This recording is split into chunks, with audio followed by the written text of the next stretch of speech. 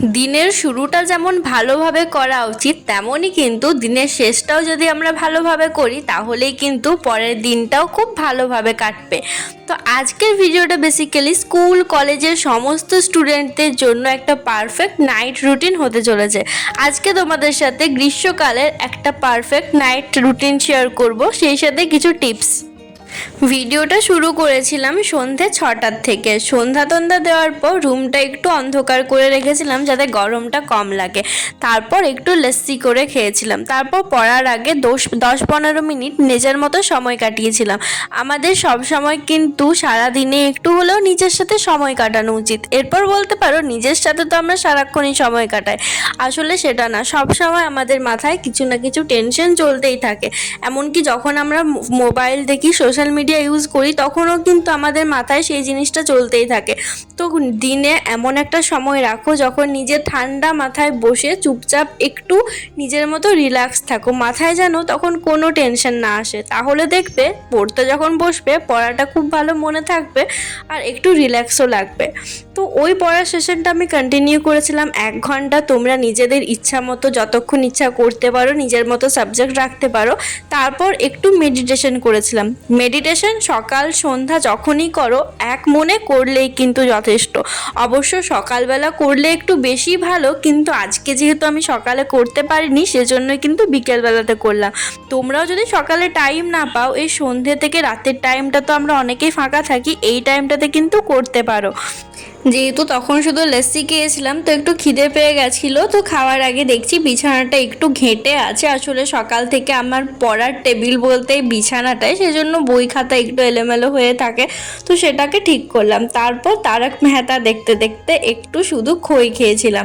এই গ্রীষ্মকালে চেষ্টা করি সব সময় একটু হালকা ফুলকা খেয়েই থাকা, আর এই খাওয়ার সময় তারক মেহতা দেখা আমার একটু খুবই পুরনো অভ্যেস। এটা ছাড়া কিন্তু খেতে আমার ভালো লাগে না অতটাও। আর ফোনে আমি তারক মেহতা, সিআইডি এই সকল জিনিসগুলোই দেখতে বেশি পছন্দ করি। আমার মনে হয় সোশ্যাল মিডিয়া বেশি ইউজ করার থেকে নিজের পছন্দ মতো কিছু শো যদি দেখি তাহলে কিন্তু একটু বেশি ভালো হয়। কারণ সোশ্যাল মিডিয়াতে অনেক ধরনের পোস্ট, অনেক ধরনের মাথাটা বেশি হ্যাং হয়ে থাকে। তো তোমরাও চেষ্টা করো নিজেদের পছন্দ মতো শোটাকে সারাদিনে একবার হলেও দেখার। অনেকের আবার কার্টুন দেখতেও ভালো লাগে। আমার যেমন আগে ডোরেমন দেখতে খুব ভালো লাগতো, বাট এখন একটু যেহেতু বড় হয়ে গেছি তো কার্টুন দেখাটা ছেড়ে দিয়েছি। তারপর আবার পড়ার সেশনটা শুরু করলাম। লেখাপড়া দুটো একই জিনিস, মানে দুটো পরপরই আসে। তো সারাদিন তো শুধু পড়লেই হবে না, তার সাথে লিখতেও হবে। এই টাইমটাতে চেষ্টা করো সারাদিনে যেগুলো পড়েছো তার মধ্যে কিছু একটা নোটস কতটা মনে আছে সেটা বুঝতে পারবে যদি লিখে রাখো। তো এই টাইমটাতে কিন্তু তোমরা একটু লিখতে পারো, বা ঘুমানোর আগেও কিন্তু লিখতে পারো। একটা দুটো যতগুলো ইচ্ছে তোমরা লেখা করতেই পারো। আমি যেমন আজকে শুধুমাত্র একটাই লিখেছিলাম, কারণ আমার লেখার খুব একটা বেশি থাকে না, আমি মূলত এমসিকিউই তো বেশি পড়ি। তারপর রাত্রে ডিনারটা আজকে একটু তাড়াতাড়ি করে নিয়েছিলাম, ওই 9টার দিকে। এমনিতে কিন্তু রাত্রে ডিনার তাড়াতাড়ি করাই ভালো, কিন্তু প্রতিদিন সেটা হয়ে ওঠে না। আর রাত্রে আজকে খেয়েছিলাম ময়দার পরোটা আর ঘুগনি। সারাদিন যতই বলি হেলদি হেলদি খাবার খাবো, বাট এমন হয়ে যায় বাড়িতে কিছু না কিছু হতেই থাকে, তো সেজন্য একবার হলো একটু আনহেলদি কিছু হয়েই যায়। খাওয়ার পর চেষ্টা করো 5-10 মিনিট একটু ছাদে বা উঠোনে হাঁটার।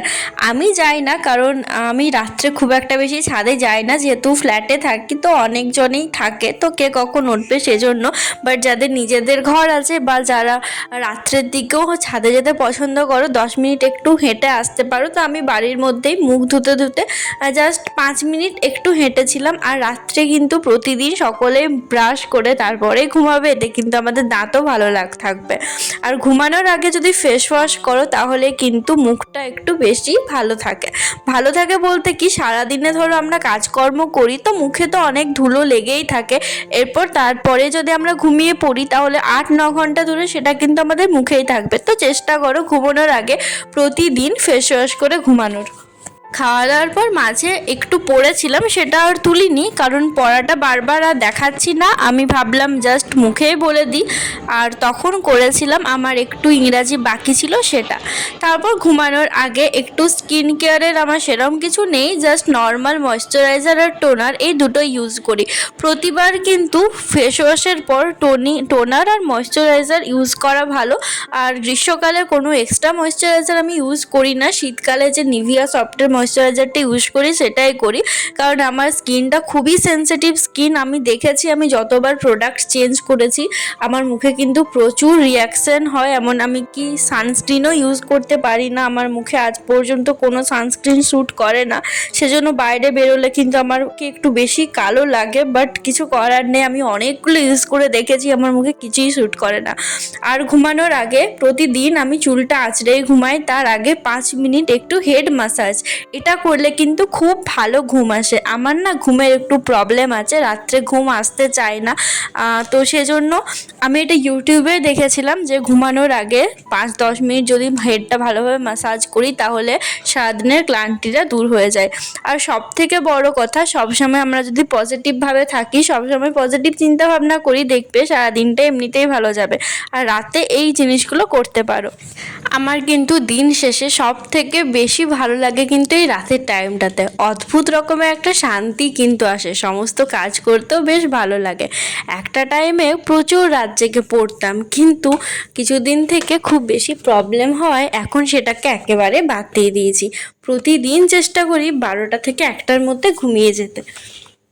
দিন শেষে যখন দেখবে সমস্ত কাজগুলো খুব সুন্দর গোছগাছভাবে হয়ে গেছে, সমস্ত পড়াগুলোও কমপ্লিট, এরপর জাস্ট বিছানাটা ঠিক করে ঘুমাবো আর কোনো কাজ নেই, তখন যে রিল্যাক্সটা লাগে সেটার মতো শান্তি আর কখনোই লাগে না। যখন স্কুলে পড়তাম আর একটা কাজ থাকতো, পরের দিন সকালবেলায় যে টিউশন থাকতো সেটার ব্যাগ গুছিয়ে রাখা।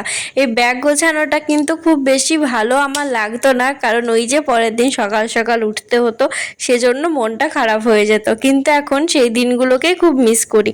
যারা স্কুলে আছো নিশ্চয়ই তোমরাও আগের দিন রাত্রে অনেকেই আমার মতো ব্যাগ গুছিয়ে রাখো।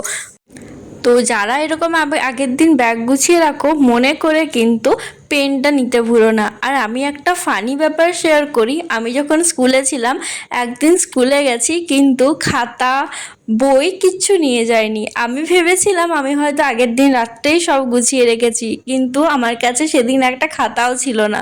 তো আমি ফ্রেন্ডদের কাছ থেকে খাতা নিয়ে ভিডিওটা এডিট করছিলাম, তো ভিডিওটা আজকে এখানেই শেষ করছি। বেসিক্যালি আজকে তোমাদের সাথে একটা নাইট রুটিন শেয়ার করলাম। এখন কিছুদিন থেকে বলতে গেলে প্রতিটা রাত ঘুমানোর আগে এভাবেই আমার কাটে, সেটা শেয়ার করলাম।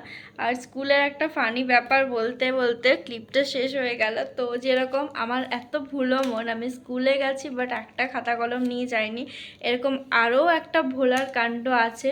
একবার টিউশন গেছিলাম, সাইকেল নিয়ে গেছিলাম, বাট আসার সময় আমি ভুলে গেছি যে আমি সাইকেল নিয়ে গেছিলাম। তারপর অর্ধেক রাস্তা পর্যন্ত এসে গেছি, আমার হঠাৎ মনে পড়ছে আমি তো সাইকেল নিয়ে গেছিলাম। তারপর আবার ঘুরে যাওয়া। তো এরকম অনেক আমার ভোলার কিছু আছে, কারণ আমি অনেক কিছু ভুলে যাই। চলো ভিডিওটা আজকে এখানেই শেষ করছি, আর এরপর থেকে চেষ্টা করব রেগুলার ভিডিও দেওয়ার। আর তোমরা কী ধরনের ভিডিও দেখতে চাও আমাকে কমেন্ট করে জানাতে পারো। তো বাই, সবাই খুব ভালো থেকো, সুস্থ থেকো, দেখা হচ্ছে অন্য একটা ভিডিওতে।